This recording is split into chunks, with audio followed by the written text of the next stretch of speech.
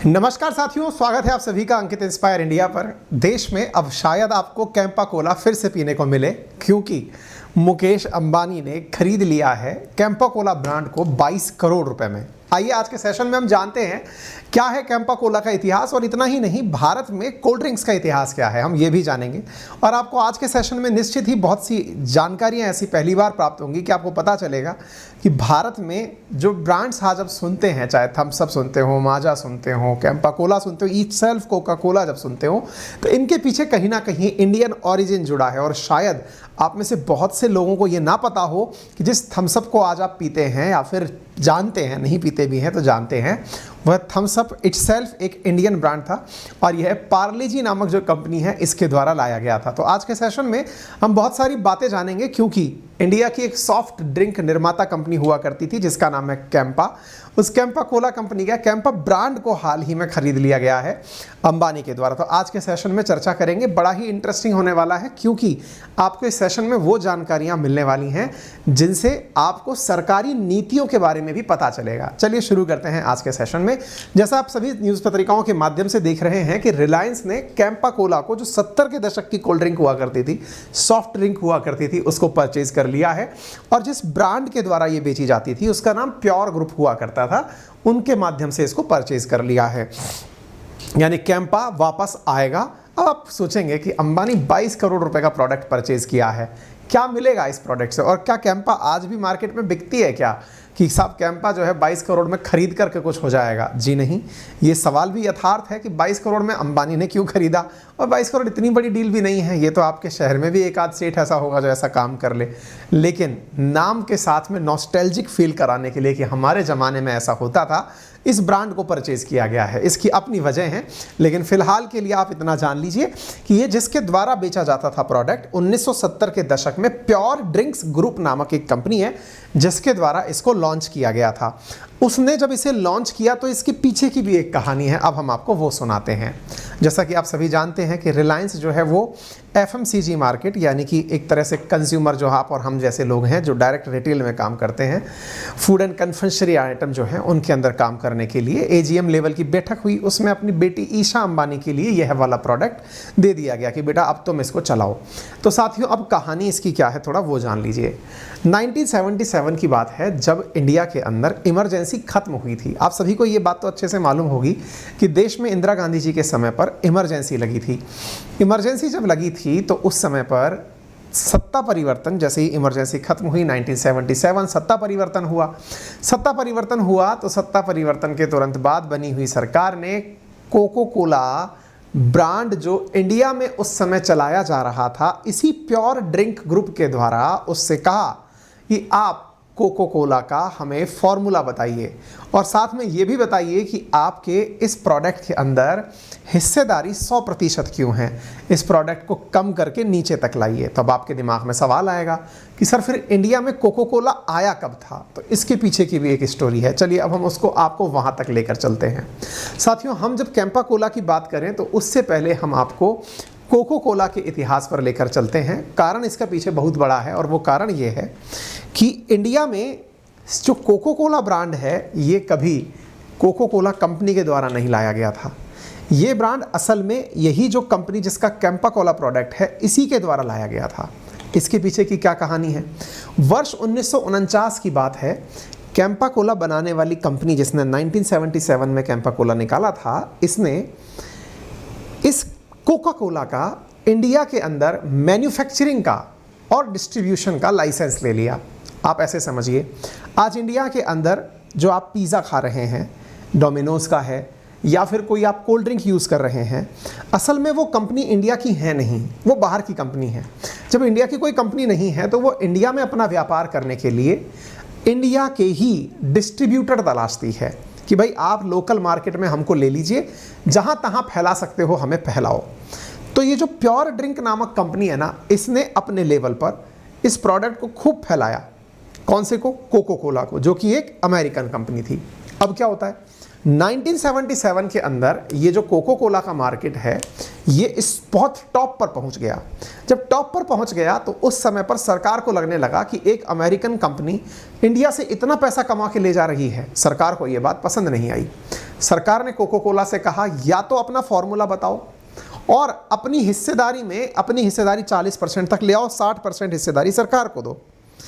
Cocoa Cola ने कहा, आपने ये फिल्म का डायलॉग भी सुना होगा, जॉली LLB 2 के अंदर ये कहा भी गया है कि ये कंपनियां अपना फॉर्मूला नहीं बताती हैं क्योंकि इनके ड्रिंक्स में जो विशेष प्रकार का स्वाद है, उस स्वाद का ये फॉर्मूला किसी से शेयर नहीं करती हैं। आपको जान के आश्चर्य होगा कि कोको कोला ने इंडिया से जाना स्वीकार कर लिया लेकिन अपना फॉर्मूला नहीं बताया क्योंकि फॉर्मूला ही इनकी जान थी।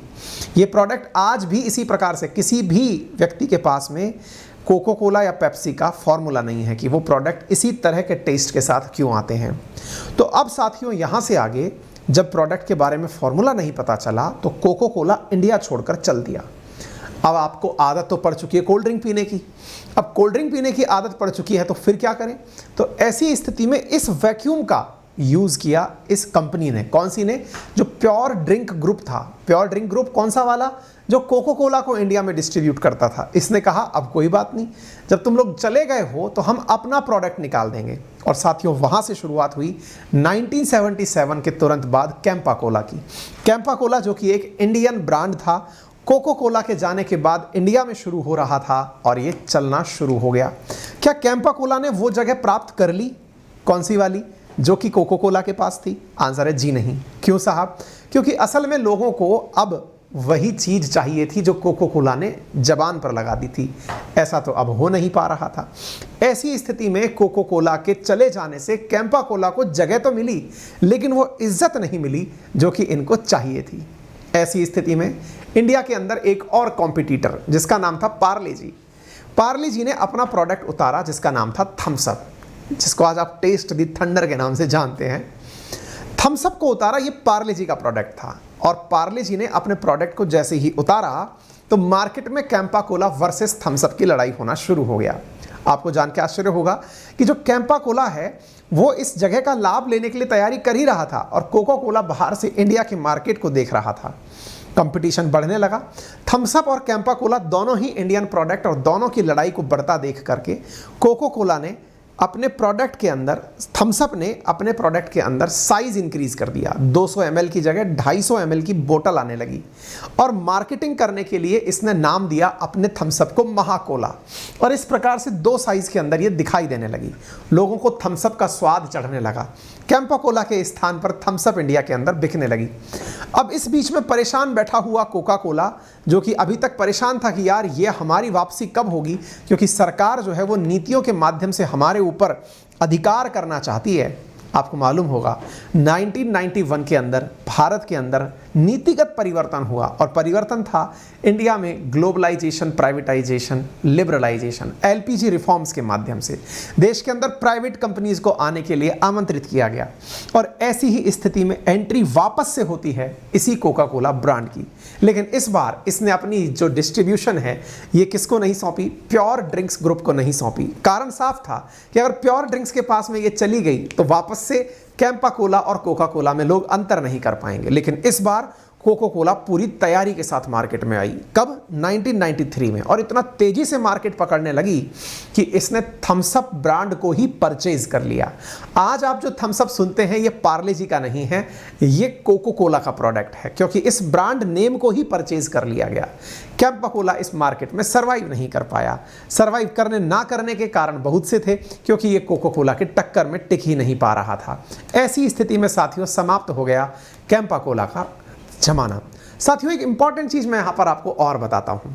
जब कैंपा कोला चल रही थी और भारत सरकार को लगा कि इतना पैसा कमा करके ये कंपनियाँ ले जा रही हैं, तो उन्होंने अपना ब्रांड भी लॉन्च किया। इंटरेस्टिंग है साथियों कि इंडिया की सरकार ने अपना खुद का एक कोल्ड ड्रिंक ब्रांड लॉन्च किया जिसका नाम था 77। और ये 77 कुछ इस प्रकार का कोल्ड ड्रिंक दिखा करता था 77। अब इसके पीछे का लॉजिक क्या था? कोई इस प्रकार से आइडिया लगाता है कि सरकार 1977 में आई थी, इसलिए 77 में जो जनता पार्टी सरकार थी उसने अपने हिसाब से इसका नाम 77 रखा था। तो 77 नाम से साथियों उस समय पर यह कोल्ड ड्रिंक लॉन्च हुई। कैंपा कोला के ज़माने में 777 सरकारी ब्रांड था। ये कोई भी इन इंटरनेशनल कंपनीज के सामने टिक नहीं पाए और कैंपा कोला जो कि उस समय एक प्रकार का वैक्यूम भर रही थी, 1993 में कोको कोला के आने के बाद में अपने स्पेस को छोड़ती हुई दिखाई दी। स्पेस छूटा, कोको कोला भारत के अंदर हावी हो गया और इंडिया के अंदर धीरे धीरे सॉफ्ट ड्रिंक का मार्केट इंडिया से निकल करके इंटरनेशनल हो गया। साथियों, 1993 में जब प्राइवेट कंपनीज इंडिया में आई तो इंडिया के ही बहुत से फेमस ब्रांड जैसे लिम्का, गोल्ड स्पॉट, माजा, थम्स अप, इन सब को इन्होंने परचेज कर लिया और इंडिया का अपना कोई भी प्रोडक्ट नहीं बचा। अब बारी है फिर से पुनरुद्धार की।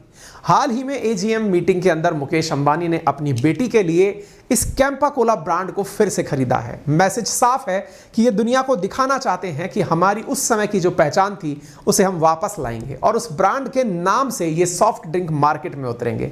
जिस प्रकार से मैंने आपके सामने ये पूरी चर्चा की, यही इनका उद्देश्य भी था कि एक बार फिर से चर्चाएं हो जाएं, लोग वापस से नॉस्टैल्जिक पुरानी यादों में खो जाएं और उसी प्रकार से हम यहाँ पर नए फ्लेवर लेकर मार्केट में उतरें।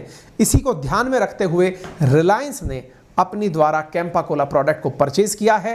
धीरे धीरे दिल्ली के आसपास के क्षेत्रों से निकलते हुए देश भर के विभिन्न क्षेत्रों में यह मिलना शुरू हो जाएगी। आज अगर हम बात करें मार्केट में सबसे बड़ा मार्केट शेयर किसका है, तो कोको कोला इंडिया के अंदर 49% मार्केट शेयर होल्ड करता है। पेप्सिको 19.6%, 23.9% रीजनल ब्रांड, जैसे हमारे हलवर के अंदर एक ब्रांड है जिसका नाम जयंती है ना, कहीं किसी का नाम मतलब कुबेर है, किसी का नाम कुछ है। इस प्रकार से अलग अलग लोकल लेवल पे मतलब ये जो कोल्ड ड्रिंक्स हैं ये बिकती हैं।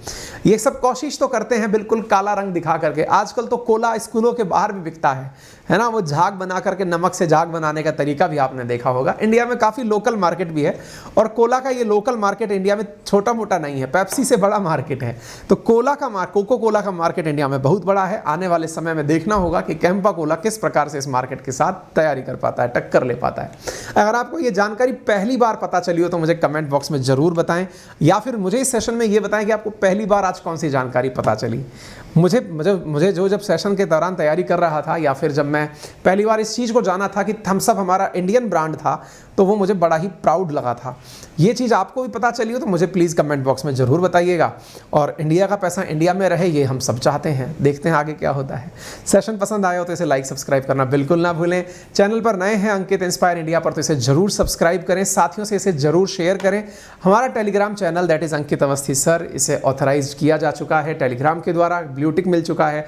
आप इसे सब्सक्राइब कर सकते हैं ताकि आप किसी फेक जालसाजी के शिकार ना हो। आपका समय शुभ हो। धन्यवाद।